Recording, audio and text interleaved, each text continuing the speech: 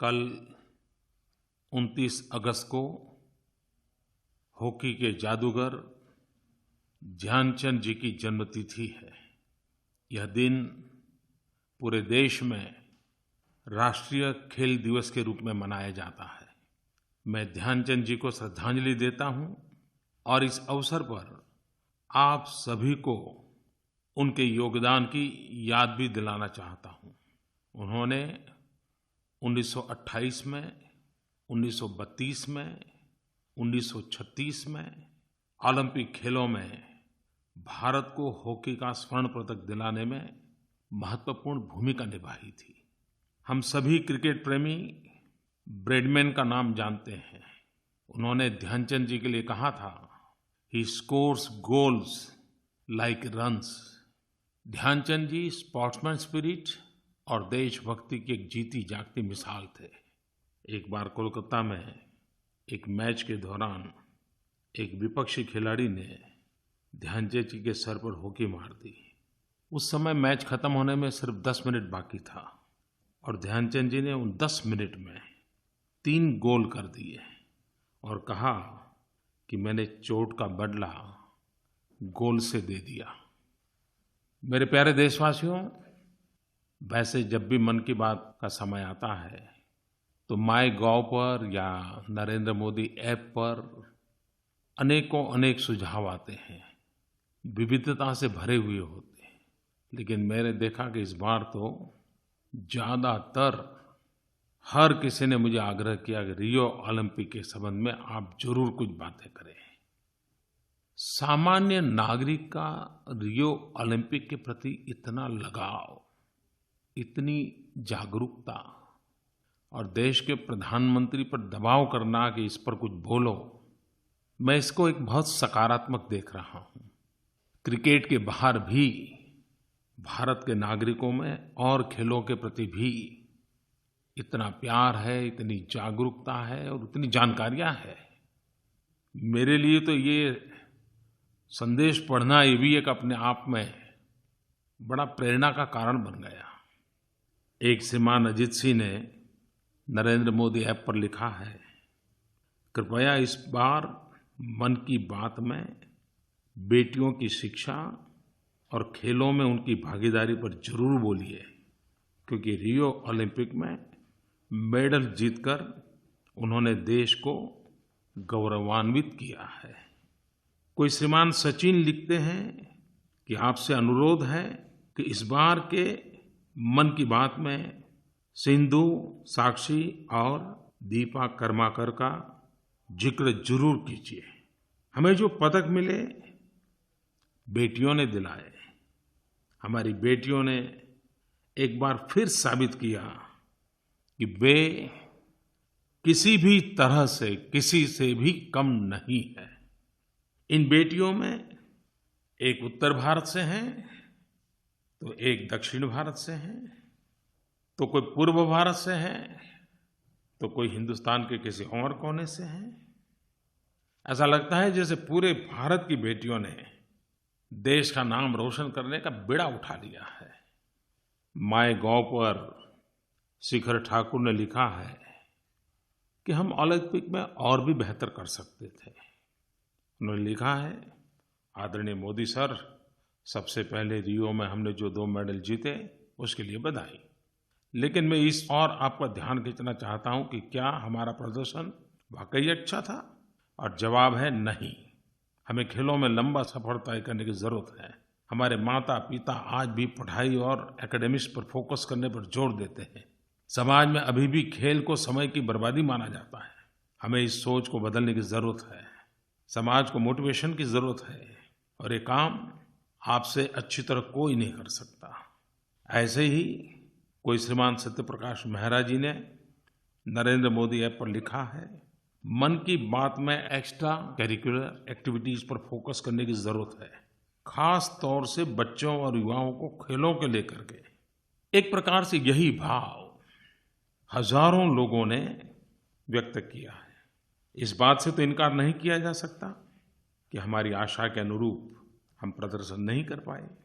कुछ बातों में तो ऐसा भी हुआ कि जो हमारे खिलाड़ी भारत में प्रदर्शन करते थे यहाँ के खेलों में जो प्रदर्शन करते थे वो वहाँ तक भी नहीं पहुँच पाए। और पदक तालिका में तो सिर्फ 2 ही मेडल मिले हैं। लेकिन ये भी सही है कि पदक न मिलने के बावजूद भी अगर जरा गौर से देखें तो कई विषयों में पहली बार भारत के खिलाड़ियों ने काफ़ी अच्छा कर्तव्य भी दिखाया है।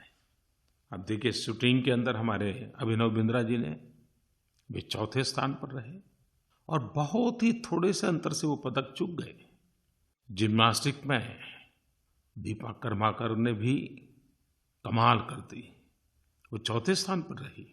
बहुत थोड़े अंतर के चलते मेडल से चूक गई। लेकिन ये बात हम कैसे भूल सकते हैं कि ओलंपिक के लिए और ओलंपिक फाइनल के लिए क्वालीफाई करने वाली पहली भारतीय बेटी है। कुछ ऐसा ही टेनिस में सानिया मिर्जा और रोहन बोपन्ना की जोड़ी के साथ हुआ। एथलेटिक्स में हमने इस बार अच्छा प्रदर्शन किया। पीटी उषा के बाद 32 साल में पहली बार ललिता बाबर ने ट्रैक फील्ड फाइनल्स के लिए क्वालीफाई किया। आपको जानकर के खुशी होगी, 36 साल के बाद महिला हॉकी टीम ओलंपिक तक पहुंची। पिछले बॉक्सिंग में विकास कृष्ण यादव क्वार्टर फाइनल्स तक पहुंचे, लेकिन ब्रांज नहीं पा सके। कई खिलाड़ी, जैसे उदाहरण के लिए अदिति अशोक, दत्तू भोकनल, अतनु दास, कई नाम हैं जिनके प्रदर्शन अच्छे रहे। लेकिन मेरे प्यारे देशवासियों, हमें बहुत कुछ करना है, लेकिन जो करते आए हैं वैसा ही करते रहेंगे तो शायद हम फिर निराश होंगे। मैंने एक कमेटी की घोषणा की है। भारत सरकार इन हाउस इसकी गहराई में जाएगी, दुनिया में क्या क्या प्रैक्टिसेस हो रही है उसका अध्ययन करेगी, हम अच्छा क्या कर सकते हैं उसका रोड मैप बनाएगी। 2020, 2024, 2028 एक दूर तक की सोच के साथ हमने योजना बनानी है। मैं राज्य सरकारों से भी आग्रह करता हूं कि आप भी ऐसी कमेटियां बनाएं और खेल जगत के अंदर हम क्या कर सकते हैं, हमारा एक एक राज्य क्या कर सकता है। राज्य अपनी एक खेल, 2 खेल पसंद करे, क्या ताकत दिखा सकता है। मैं खेल जगत से जुड़े एसोसिएशन से भी आग्रह करता हूं कि वे भी एक निष्पक्ष भाव से ब्रेनस्टॉर्मिंग करें। और हिंदुस्तान में हर नागरिक से भी मैं आग्रह करता हूं कि जिसको भी उसमें रुचि है वो मुझे नरेंद्र मोदी ऐप पर सुझाव भेजें, सरकार को लिखें, एसोसिएशन चर्चा कर करके अपने मेमोरेंडम सरकार को दें, राज्य सरकारें चर्चाएं कर करके अपने सुझाव भेजें। लेकिन हम पूरी तरह तैयारी करें और मुझे विश्वास है कि हम जरूर 125 करोड़ देशवासी, 65% युवा जनसंख्या वाला देश, खेल की दुनिया में भी बेहतरीन स्थिति प्राप्त करें, इस संकल्प के साथ आगे बढ़ना है। मेरे प्यारे देशवासियों, 5 सितंबर शिक्षक दिवस है। मैं कई वर्षों से शिक्षक दिवस पर विद्यार्थियों के साथ काफ़ी समय बिताता रहा और एक विद्यार्थी की तरह बिताता था। इन छोटे-छोटे बालकों से भी मैं बहुत कुछ सीखता था। मेरे लिए 5 सितंबर शिक्षक दिवस भी था और मेरे लिए शिक्षा दिवस भी था। लेकिन इस बार मुझे G20 समिट के लिए जाना पड़ रहा है, तो मेरा मन कर गया कि आज मन की बात में ही मेरे इस भाव को मैं प्रकट करूं। जीवन में जितना माँ का स्थान होता है उतना ही शिक्षक का स्थान होता है। और ऐसे भी शिक्षक हमने देखे हैं कि जिनको अपने से ज़्यादा अपनों की चिंता होती है। वो अपने शिष्यों के लिए, अपने विद्यार्थियों के लिए अपनी जीवन खपा देते हैं। इन दिनों रियो ओलंपिक के बाद चारों तरफ पुलेला गोपीचंद जी की चर्चा होती है। वे खिलाड़ी तो हैं, लेकिन उन्होंने एक अच्छा शिक्षक क्या होता है उसकी मिसाल पेश की है। मैं आज गोपीचंद जी को एक खिलाड़ी से अतिरिक्त एक उत्तम शिक्षक के रूप में देख रहा हूँ। और शिक्षक दिवस पर पुलेला गोपीचंद जी को, उनकी तपस्या को खेल के प्रति उनके समर्पण को और अपने विद्यार्थियों की सफलता में आनंद पाने के उनके तरीके को सैल्यूट करता हूं। हम सबके जीवन में शिक्षक का योगदान हमेशा हमेशा महसूस होता है। 5 सितंबर भारत के पूर्व राष्ट्रपति डॉक्टर सर्वपल्ली राधाकृष्णन जी का जन्मदिन है और देश उसे शिक्षक दिवस के रूप में मनाता है। वे जीवन में किसी भी स्थान पर पहुंचे, लेकिन अपने आप को उन्होंने हमेशा शिक्षक के रूप में ही जीने का प्रयास किया। और इतना ही नहीं, वो हमेशा कहते थे, अच्छा शिक्षक वही होता है जिसके भीतर का छात्र कभी मरता नहीं है। राष्ट्रपति का पद होने के बाद भी शिक्षक के रूप में जीना और शिक्षक मन के नाते भीतर के छात्र को जिंदा रखना, ये अद्भुत जीवन डॉक्टर राधाकृष्णन जी ने जी करके दिखाया। मैं भी कभी-कभी सोचता हूं, तो मुझे तो मेरे शिक्षकों की इतनी कथाएं याद है, क्योंकि हमारे छोटे से गांव में तो वही हमारे हीरो को हुआ करते थे। और लेकिन मैं आज खुशी से कह सकता हूं कि मेरे एक शिक्षक, अब उनकी 90 साल की आयु हो गई है, आज भी हर महीने उनकी मुझे चिट्ठी आती है, हाथ से लिखी हुई चिट्ठी आती है। महीने भर में उन्होंने जो किताबें पढ़ी हैं उसका कहीं न कहीं जिक्र आता है, कोटेशंस आता है। महीने भर मैंने क्या किया, उनकी नज़र में वो ठीक था नहीं था। जैसे आज भी मुझे क्लासरूम में वो पढ़ाते हो, वे आज भी मुझे एक प्रकार से कॉरेस्पॉन्डेंस कोर्स करा रहे हैं। और 90 साल की आयु में भी उनके जो हैंडराइटिंग्स हैं, मैं तो आज भी हैरान हूँ कि इस अवस्था में भी इतने सुंदर अक्षरों से वो लिखते हैं और मेरे स्वयं के अक्षर बहुत ही खराब है। इसके कारण जब भी मैं किसी के अच्छे अक्षर देखता हूँ तो मेरे मन में आदर बहुत ज़्यादा ही हो जाता है। जैसे मेरे अनुभव हैं, आपके भी अनुभव होंगे। आपके शिक्षकों से आपके जीवन में जो कुछ भी अच्छा हुआ है, अगर दुनिया को बताएंगे तो शिक्षक के प्रति देखने के रवैये में बदलाव आएगा, एक गौरव होगा। और समाज में हमारे शिक्षकों का गौरव बढ़ाना हम सबका दायित्व है। आप नरेंद्र मोदी ऐप पर अपने शिक्षक के साथ फोटो हो, अपने शिक्षक का साथ की कोई घटना हो, अपने शिक्षक की कोई प्रेरक बात हो, आप जरूर शेयर कीजिए। देखिए, देश में शिक्षक के योगदान को विद्यार्थियों की नज़र से देखना, ये भी अपने आप में बहुत मूल्यवान होता है। मेरे प्यारे देशवासियों, कुछ ही दिनों में गणेश उत्सव आने वाला है। गणेश जी विघ्नहर्ता है और हम सब चाहें कि हमारा देश, हमारा समाज, हमारे परिवार, हमारा हर व्यक्ति, उसका जीवन निर्विघ्न रहे। लेकिन जब गणेशोत्सव की बात करते हैं तो लोकमान्य तिलक जी की याद आना बहुत स्वाभाविक है। सार्वजनिक गणेश उत्सव की परंपरा ये लोकमान्य तिलक जी की देन है। सार्वजनिक गणेशोत्सव के द्वारा उन्होंने इस धार्मिक अवसर को राष्ट्र जागरण का पर्व बना दिया, समाज संस्कार का पर्व बना दिया। और सार्वजनिक गणेशोत्सव के माध्यम से समाज जीवन को स्पर्श करने वाले प्रश्नों की बृहद चर्चा हो, कार्यक्रमों की रचना ऐसी हो कि जिसके कारण समाज को नया ओज, नया तेज मिले।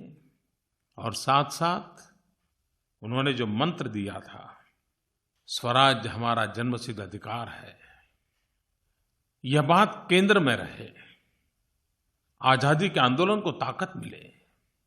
आज भी, अब तो सिर्फ महाराष्ट्र नहीं, हिंदुस्तान के हर कोने में सार्वजनिक गणेशोत्सव होने लगे हैं। सारे नौजवान इसे करने के लिए काफी तैयारियां भी करते हैं, उत्साह भी बहुत होता है। और कुछ लोगों ने अभी भी लोकमान्य तिलक जी ने जिस भावना को रखा था उसका अनुसरण करने का भरपूर प्रयास भी किया है। सार्वजनिक विषयों पर वो चर्चाएं रखते हैं, निबंध स्पर्धाएं करते हैं, रंगोली स्पर्धाएं करते हैं। उसकी जो झांकियाँ होती हैं, उसमें भी समाज को स्पर्श करने वाले इश्यूज को बड़े कलात्मक ढंग से उजागर करते हैं। एक प्रकार से लोक शिक्षा का बड़ा अभियान सार्वजनिक गणेशोत्सव के द्वारा चलता है। लोकमान्य तिलक जी ने हमें स्वराज हमारा जन्मसिद्ध अधिकार है, ये प्रेरक मंत्र दिया। लेकिन हम आज़ाद हिंदुस्तान में हैं। क्या सार्वजनिक गणेशोत्सव सुराज हमारा अधिकार है? हम सुराज की ओर आगे बढ़ें, सुराज हमारी प्राथमिकता हो, इस मंत्र को लेकर के हम सार्वजनिक गणेशोत्सव से संदेश नहीं दे सकते हैं क्या? आइए, मैं आपको निमंत्रण देता हूँ। ये बात सही है कि उत्सव समाज की शक्ति होता है। उत्सव व्यक्ति और समाज के जीवन में नए प्राण भरता है। उत्सव के बिना जीवन असंभव होता है। लेकिन समय की मांग के अनुसार उसको ढालना भी पड़ता है। इस बार मैंने देखा है कि मुझे कई लोगों ने खास करके गणेशोत्सव और दुर्गा पूजा, उन चीज़ों पर काफ़ी लिखा है और उनको चिंता हो रही है पर्यावरण की। कोई श्रीमान शंकर नारायण प्रशांत करके हैं, उन्होंने बड़े आग्रह से कहा है कि मोदी जी आप मन की बात में लोगों को समझाइए कि प्लास्टर ऑफ पेरिस से बनी हुई गणेश जी की मूर्तियों का उपयोग न करें। क्यों न गांव के तालाब की मिट्टी से बने हुए गणेश जी का उपयोग न करें। पीओपी की बनी हुई प्रतिमाएं पर्यावरण के लिए अनुकूल नहीं होती हैं। उन्होंने तो बहुत पीड़ा व्यक्त की है और उन्होंने भी की है। मैं भी आप सबसे प्रार्थना करता हूं, क्यों न हम मिट्टी का उपयोग करके गणेश की मूर्तियां, दुर्गा की मूर्तियां, हमारी उस पुरानी परंपरा पर वापस क्यों न आए।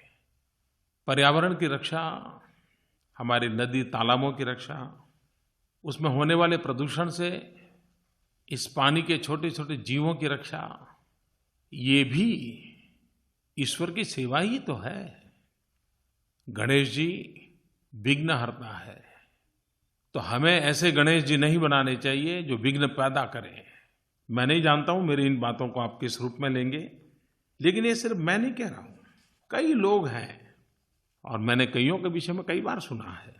पुणे के एक मूर्तिकार श्रीमान अभिजीत धोड़फले, कोल्हापुर की संस्थाएं निसर्ग मित्र, विज्ञान प्रबोधिनी, विदर्भ क्षेत्र में निसर्ग कट्टा, पुणे की ज्ञान प्रबोधिनी, मुंबई के गिरगावाचा राजा, ऐसी अनेक विद संस्थाएं, व्यक्ति मिट्टी के गणेश के लिए बहुत मेहनत करते हैं, प्रचार भी करते हैं।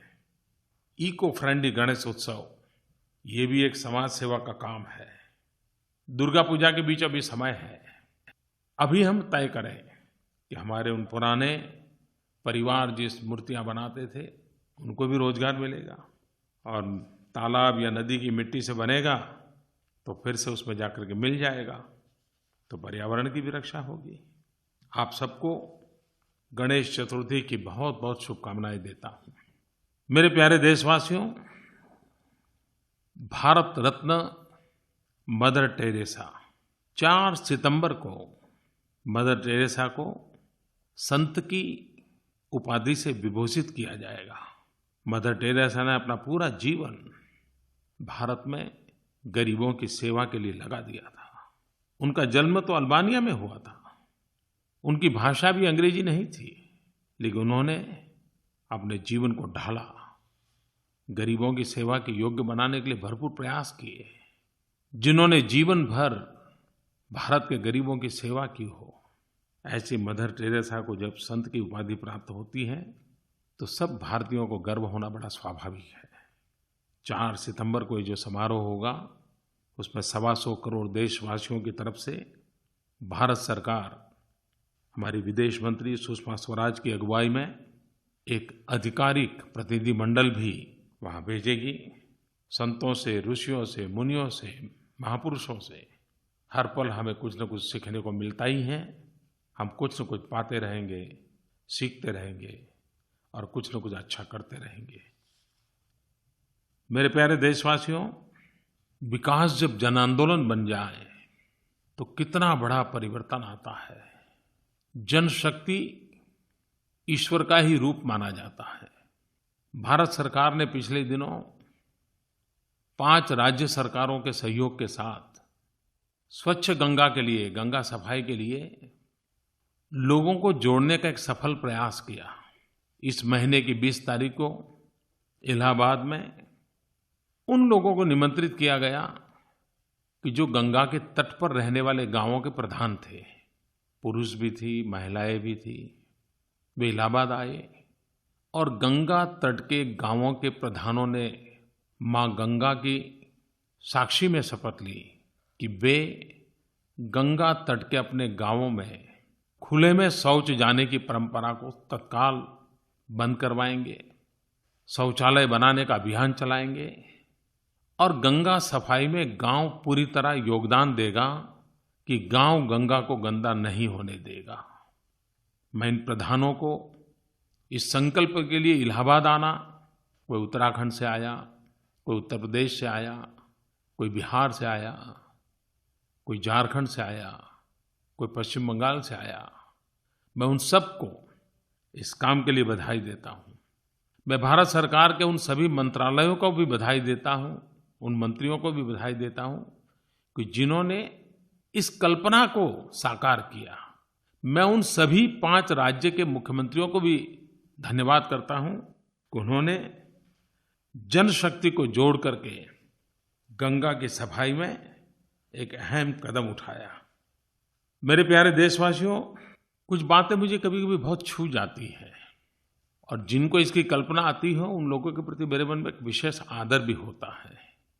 15 जुलाई को छत्तीसगढ़ के कबीरधाम जिले में करीब 1700 से ज्यादा स्कूलों के 1.25 लाख से ज्यादा विद्यार्थियों ने सामूहिक रूप से अपने अपने माता पिता को चिट्ठी लिखी। किसी ने अंग्रेजी में लिख दिया, किसी ने हिंदी में लिखा, किसी ने छत्तीसगढ़ी में लिखा, लेकिन उन्होंने अपने माँ बाप से चिट्ठी लिख करके कहा कि हमारे घर में टॉयलेट होना चाहिए। टॉयलेट बनाने की उन्होंने मांग की। कुछ बालकों ने तो ये भी लिख दिया कि इस साल मेरा जन्मदिन नहीं मनाओगे तो चलेगा, लेकिन टॉयलेट जरूर बनाओ।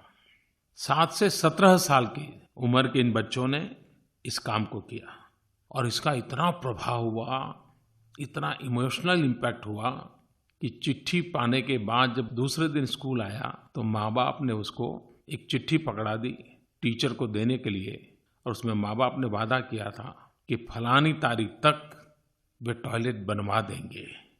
जिसको ये कल्पना आई उनको भी अभिनंदन, जिन्होंने प्रयास किया उन विद्यार्थियों को अभिनंदन और उन माता पिता को विशेष अभिनंदन कि जिन्होंने अपने बच्चे की चिट्ठी को गंभीर लेकर के टॉयलेट बनाने का काम करने का निर्णय कर लिया। यही तो है जो हमें प्रेरणा देता है। कर्नाटक के कोप्पाल जिला, इस जिले में 16 साल की उम्र की एक बेटी मल्लाम्मा, इस बेटी ने अपने परिवार के खिलाफ ही सत्याग्रह कर दिया। वो सत्याग्रह पर बैठ गई। कहते हैं कि उन्होंने खाना भी छोड़ दिया था और वो भी खुद के लिए कुछ मांगने के लिए नहीं, कोई अच्छे कपड़े लाने के लिए नहीं, कोई मिठाई खाने के लिए नहीं। बेटी मल्लाम्मा की जिद ये थी कि हमारे घर में टॉयलेट होना चाहिए। अब परिवार की आर्थिक स्थिति नहीं थी, बेटी जिद पर अड़ी हुई थी, वो अपना सत्याग्रह छोड़ने को तैयार नहीं थी। गांव के प्रधान मोहम्मद शाफी, उनको पता चला कि मल्लाम्मा ने टॉयलेट के लिए सत्याग्रह किया है। तो गांव के प्रधान मोहम्मद शाफी की भी विशेषता देखिए कि उन्होंने 18,000 रुपये का इंतजाम किया और 1 सप्ताह के भीतर भीतर टॉयलेट बनवा दिया।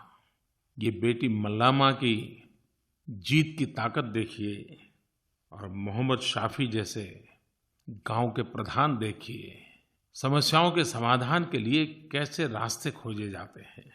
यही तो जनशक्ति है।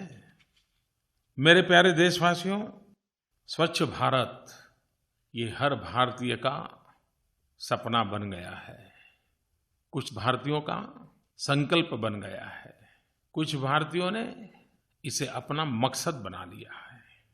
लेकिन हर कोई किसी न किसी रूप में इससे जुड़ा है, हर कोई अपना योगदान दे रहा है।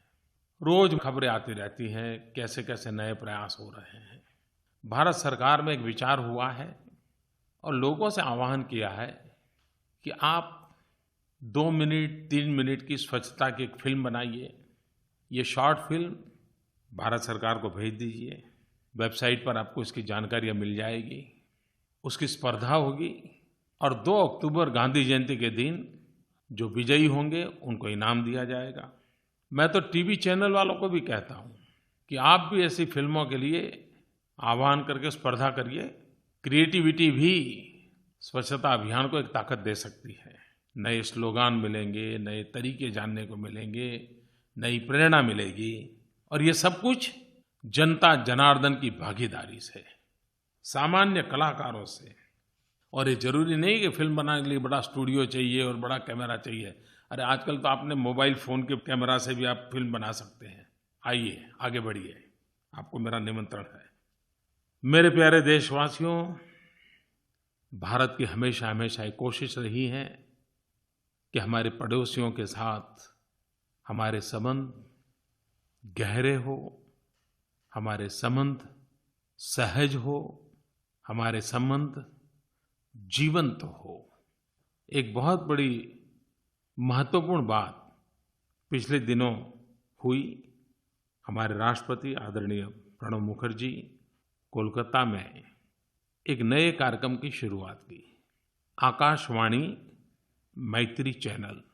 अब कई लोगों को लगेगा कि राष्ट्रपति को क्या एक रेडियो की चैनल का भी उद्घाटन करना चाहिए क्या?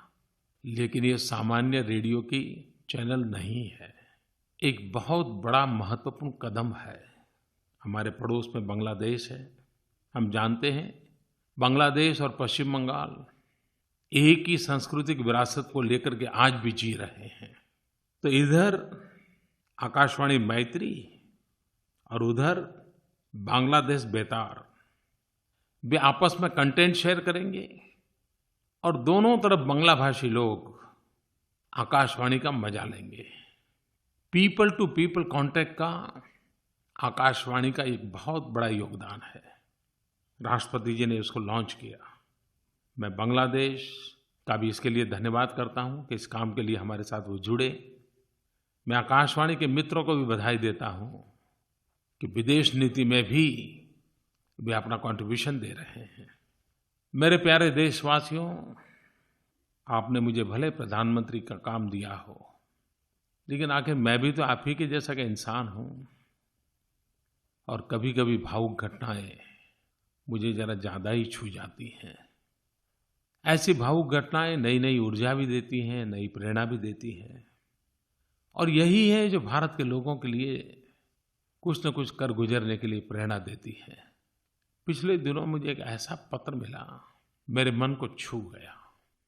करीब 84 साल की एक माँ जो रिटायर्ड टीचर है, उन्होंने मुझे चिट्ठी लिखी।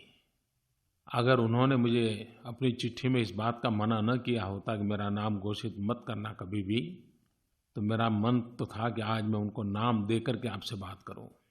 और चिट्ठी उन्होंने ये लिखी कि आपने जब गैस सब्सिडी छोड़ने के लिए अपील की थी तो मैंने गैस सब्सिडी छोड़ दी थी और बाद में मैं तो भूल भी गई थी।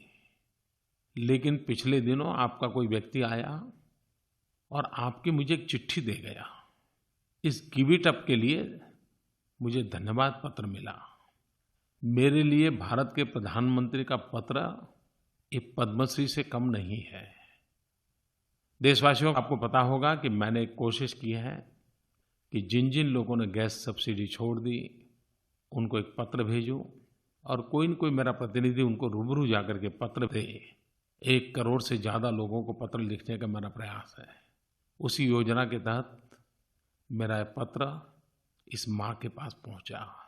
उन्होंने मुझे पत्र लिखा कि आप अच्छा काम कर रहे हैं, गरीब माताओं को चूल्हे के धुएं से मुक्ति का आपका अभियान, और इसलिए मैं एक रिटायर्ड टीचर हूँ, कुछ ही वर्षों में मेरी उम्र 90 साल हो जाएगी। मैं एक 50,000 रुपया का डोनेशन आपको भेज रही हूँ, जिससे आप ऐसी गरीब माताओं को चूल्हे के धुएं से मुक्त कराने के लिए काम में लगाना। आप कल्पना कर सकते हैं, एक सामान्य शिक्षक के नाते रिटायर्ड पेंशन पे गुजारा करने वाली माँ जब 50,000 रुपया और गरीब माताओं बहनों को चूल्हे के धुएं से मुक्त कराने के लिए और गैस कनेक्शन देने के लिए देती हो, सवाल 50,000 रुपये का नहीं है, सवाल उस माँ की भावना का है। और ऐसी कोटि कोटि माँ बहनें, उनके आशीर्वाद ही हैं जिससे मेरा देश के भविष्य के लिए भरोसा और ताकतवर बन जाता है। और मुझे चिट्ठी भी उन्होंने प्रधानमंत्री के रूप में नहीं लिखी, सीधा साधा पत्र लिखा, मोदी भैया, उस माँ को मैं प्रणाम करता हूँ और भारत की इन कोटि कोटि माताओं को भी प्रणाम करता हूँ कि जो खुद कष्ट झेल करके हमेशा कुछ न कुछ किसी का भला करने के लिए करती रहती है। मेरे प्यारे देशवासियों, पिछले वर्ष अकाल के कारण हम परेशान थे, लेकिन ये अगस्त महीना लगातार बाढ़ की कठिनाइयों से भरा रहा। देश के कुछ हिस्सों में बार बार बाढ़ आई। राज्य सरकारों ने, केंद्र सरकार ने, स्थानीय स्वराज संस्था की इकाइयों ने, सामाजिक संस्थाओं ने, नागरिकों ने जितना भी कर सकते हैं करने का पूरा प्रयास किया। लेकिन इन बाढ़ की खबरों के बीच भी कुछ ऐसी खबरें भी रही जिसका ज्यादा स्मरण होना जरूरी था। एकता की ताकत क्या होती है, साथ मिलकर के चलें तो कितना बड़ा परिणाम मिल सकता है, ये इस वर्ष का अगस्त महीना याद रहेगा। अगस्त 2016 में घोर राजनीतिक विरोध रखने वाले दल, एक दूसरे के खिलाफ एक भी मौका न छोड़ने वाले दल, और पूरे देश में करीब करीब 90 दल, संसद में भी ढेर सारे दल, सभी दलों ने मिलकर के जीएसटी का कानून पारित किया। इसका क्रेडिट सभी दलों को जाता है और सब दल मिलकर के एक दिशा में चले तो कितना बड़ा काम होता है, उसका एक उदाहरण है। उसी प्रकार से कश्मीर में जो कुछ भी हुआ, उस कश्मीर की स्थिति के संबंध में देश के सभी राजनीतिक दलों ने मिलकर के एक स्वर से कश्मीर की बात रखी, दुनिया को भी संदेश दिया, अलगाववादी तत्वों को भी संदेश दिया और कश्मीर के नागरिकों के प्रति हमारी संवेदनाओं को भी व्यक्त किया। और कश्मीर के संबंध में मेरा सभी दलों से जितना इंटरेक्शन हुआ, हर किसी की बात में से एक बात जरूर जगह होती थी। अगर उसको मैंने कम शब्दों में समेटना तो मैं कहूँगा कि एकता और ममता, ये दो बातें मूल मंत्र में रही। और हम सभी का मत है, 125 करोड़ देशवासियों का मत है, गांव के प्रधान से लेकर के प्रधानमंत्री तक का मत है कि कश्मीर में अगर कोई भी जान जाती है, चाहे वह किसी नौजवान की हो या किसी सुरक्षा कर्मी की हो, ये नुकसान हमारा ही है, अपनों का ही है, अपने देश का ही है। जो लोग इन छोटे छोटे बालकों को आगे करके कश्मीर में अशांति पैदा करने का प्रयास कर रहे हैं, कभी न कभी उनको इन निर्दोष बालकों को भी जवाब देना पड़ेगा। मेरे प्यारे देशवासियों, देश बहुत बड़ा है, विविधताओं से भरा हुआ है।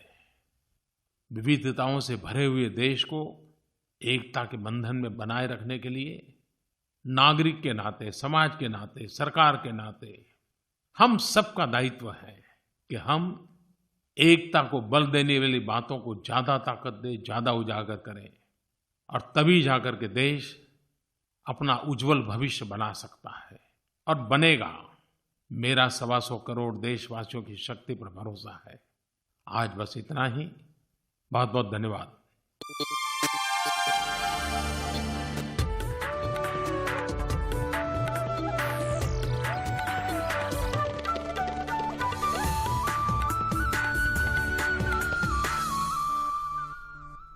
नमस्कार, डीडी न्यूज के इस विशेष प्रसारण में आप सभी का स्वागत है। मैं हूं रमा त्यागी। प्रधानमंत्री नरेंद्र मोदी ने मन की बात के 23वें संस्करण में तमाम समसामयिक, सामाजिक, आर्थिक विषयों पर अपने मन की बात रखी, लोगों से सुझाव मांगे, उन पर अपने संदेश भी दिए और संकेत भी दिए। इन्हीं सब महत्वपूर्ण बिंदुओं पर चर्चा करने के लिए हमारे साथ स्टूडियो में मौजूद हैं विशेष मेहमान शेखर अय्यर, वरिष्ठ पत्रकार। शेखर जी, स्वागत है आपका डीडी न्यूज में। सबसे पहले प्रधानमंत्री की मन की बात की 23वें संस्करण की बात करें तो प्रधानमंत्री ने कहा कि अगस्त का महीना जो है वो याद रहने वाला है बहुत से कारणों से, और सबसे महत्वपूर्ण बात है कि विविधताओं के इस देश में जब विकास की बात होती है तो एकता जो है वो सबसे बड़ी शक्ति बनकर आती है। कश्मीर का जिक्र किया, विभिन्न राजनीतिक दलों ने जिस तरह से पूरे एक सुर में पूरे दुनिया में एकता का संदेश दिया, किस तरह से देखते हैं इसे? देखिए, मैं मानता हूं जितने उनकी रेडियो मन की बात हुई है ये सबसे बेस्ट मन की बात है, और ख़ास करके उन्होंने कश्मीर की बात की और उन्होंने एक मूल मंत्र की भी जिक्र किया जिसमें मूल मंत्र है एकता और ममता।